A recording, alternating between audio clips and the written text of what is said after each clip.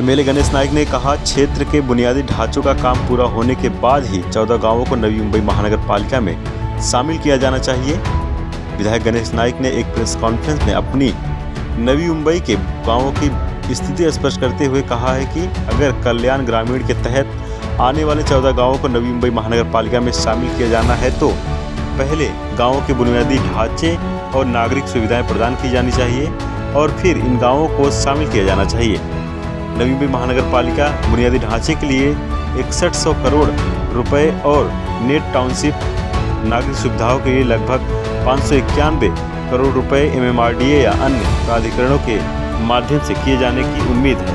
इस संबंध में नाइक ने मुख्यमंत्री एकनाथ शिंदे, उप मुख्यमंत्री देवेंद्र फडणवीस और उप मुख्यमंत्री अजित पवार को पत्र लिखा है और विधायक गणेश नाइक ने इस पर सकारात्मक कार्रवाई होने का विश्वास जताया है।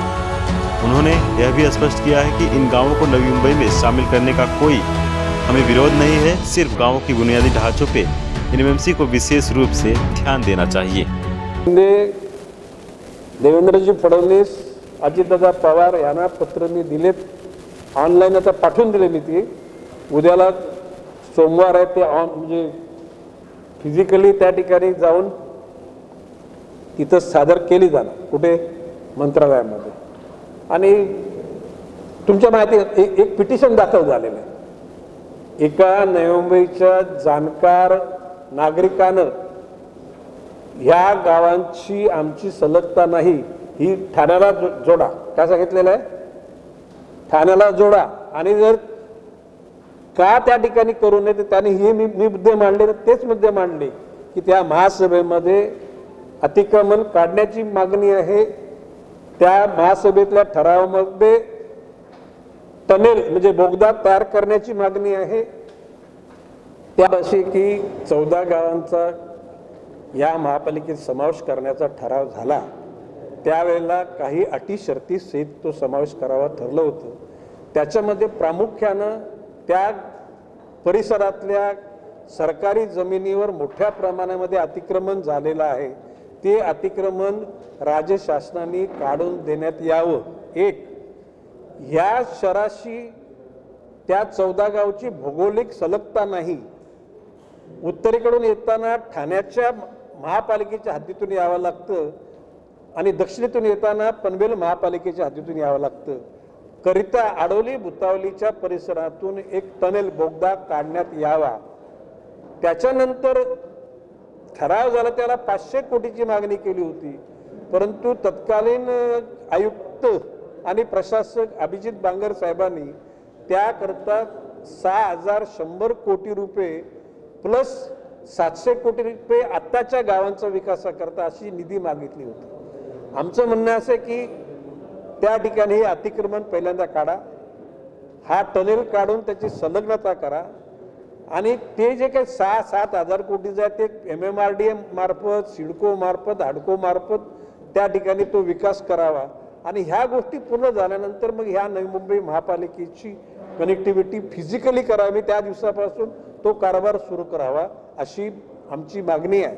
आणि म्हणून ह्या गोष्टी कशा ह्या शहराला बाधक आहेत, या संपूर्ण वर्णनाचं पत्र माननीय मुख्यमंत्री एकनाथजी शिंदे यांना, उपमुख्यमंत्री देवेंद्रजी फडणवीस यांना, दुसरे उपमुख्यमंत्री अजितदादा पवार यांना दिलेलं आहे।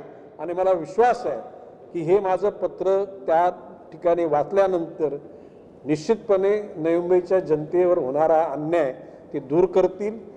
या शहराच्या सगळ्या ह्या जडणघडणी झाल्यानंतर या शहरामध्ये ह्या गावांचा समावेश करतील, अशा प्रकारचं मला सांगायचं। आपने नवी मुंबई में 14 गांवों के समावेश का आपने बड़ा विरोध किया है, कारण क्या? नहीं, देखिए बात ऐसी कि ये 14 गांव नई मुंबई महापालिका के अंतर्गत लेने के लिए रमेश डोलेकर के अपने उस वक्त के कारपोरेटर को मैंने ही सुझाव दिया था। सुधाकर जी सोनावने मेरे थे उस टाइम में, ये ठराव पास हुआ, लेकिन अटी शर्ती के साथ में एक कारोबार हुआ था। उसमें पहले एक कंडीशन थी कि ये 14 गांव के इलाके में बहुत बड़े मात्रा में सरकारी जमीन पे अतिक्रमण हुआ है, वो निकालो।